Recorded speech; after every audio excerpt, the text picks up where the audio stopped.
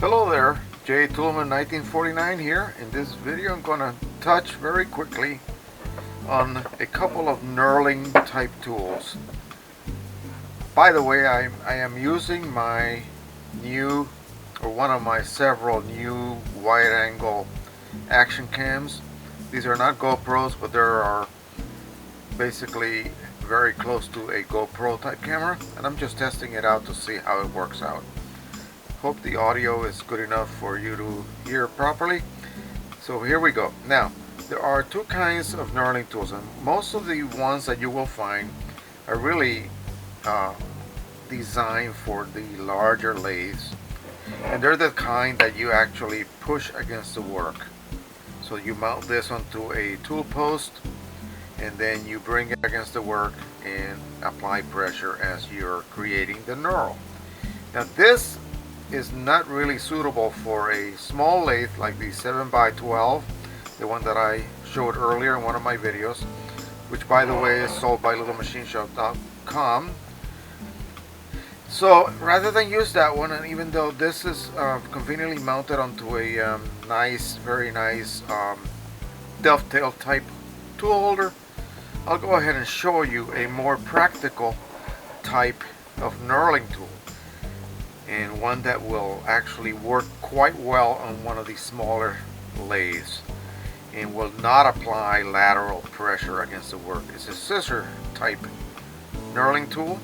You mount it again on a regular similar holder such as this, but instead of press work against the knurling wheels or the knurler against the work, you actually just bring pressure against the work by squeezing the two knurling wheels against it.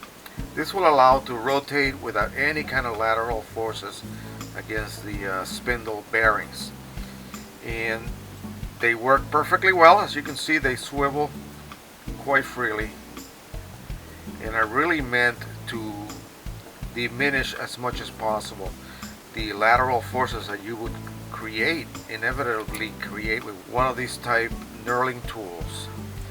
And again, that's not saying that these are bad. These will work beautifully on a nice heavy machine, one that can take that sort of very heavy lateral force against the workpiece.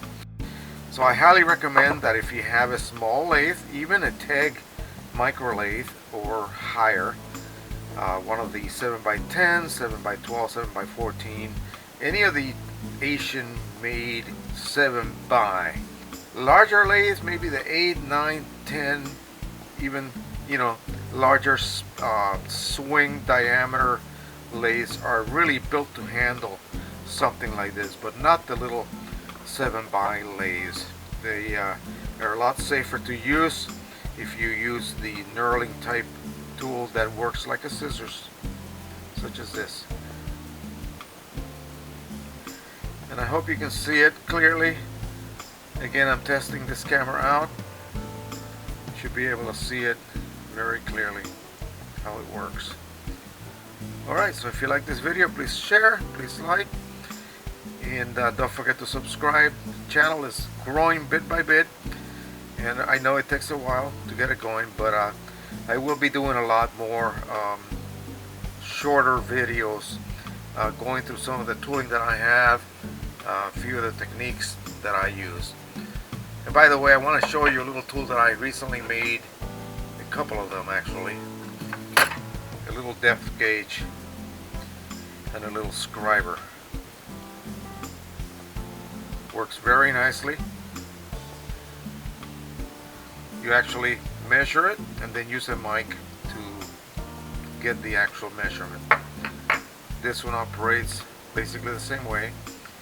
You set this is a little scriber with a diamond point, and you would set it and then use it against, for instance, something like this. You would go ahead and glue the surface, hold and draw the line, and there you go. See if I can get it so you can see it,